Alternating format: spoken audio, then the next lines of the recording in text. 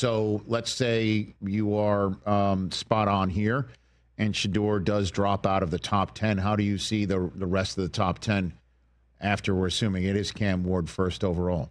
Mike, how do you see it? Cam Ward 1, and assuming Abdul Carter's foot is not a major concern to teams, and I don't know if he's going to work out later this month or not. I think some teams would like to see him, obviously.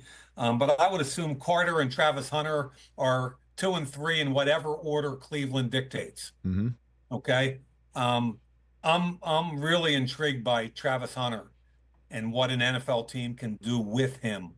And you can make an argument to play him on the offensive side or the defensive side. I would tell you that he's got a rare skill set for a corner, and corners are harder to find.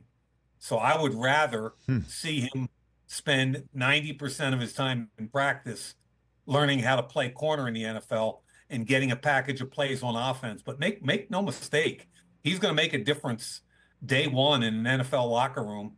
And I think some teams are also going to see how much damage he can do on the offensive side of the ball. And I imagine that's team dependent too, right? Don't you think that if somebody's kind of already set more on the offensive side of the ball, need that help to just take half the field away defensively on the back end, or the Patriots, my gosh, could really use somebody like Travis Hunter for Drake May. Yes.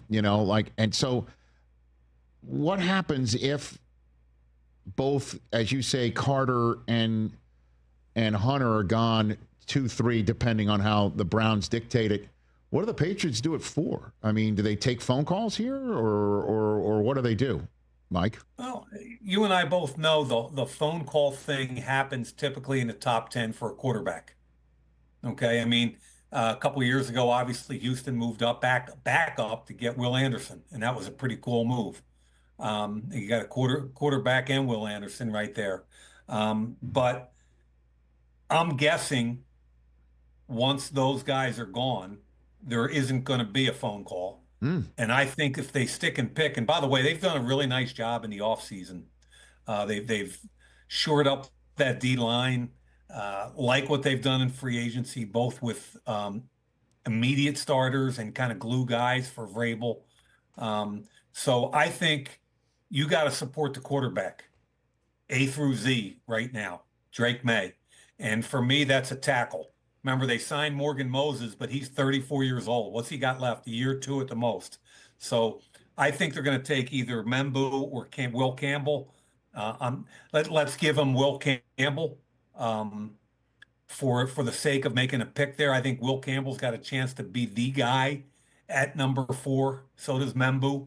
But I love that move for New England just because, yeah, it's great to have Morgan Moses, but you can't have enough support for that young quarterback on the offensive line. So, and then with everybody saying Cam Ward's first overall, and putting that practically in Sharpie right now, Mike Mayock, I'm pretty much everybody is putting something similar for Mason Graham to Jacksonville 5th overall. Are you in that? Are you in that group too?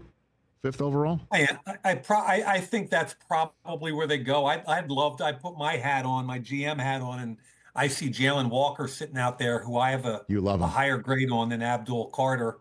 And I think about pairing him with Trayvon Walker and Josh Allen and having those 3 guys in a rotation at defensive end and being able to play Jalen Walker pretty much anywhere you want in that front 7. That intrigues me. I think that gives them a different kind of presence in the front 7 than anybody else has. But I do believe, because they already have 2 established edge rushers and they have 2 good off-the-ball linebackers, I'm guessing Mason Graham probably makes the most sense there. If it was me, I'd be arguing for Jalen Walker. Yeah, you love him. You've definitely been pounding the table for him for a couple of weeks. Yeah. Catch the Rich Eisen Show live weekdays from 12 to 3 p.m. Eastern on Roku Sports Channel in the U.S.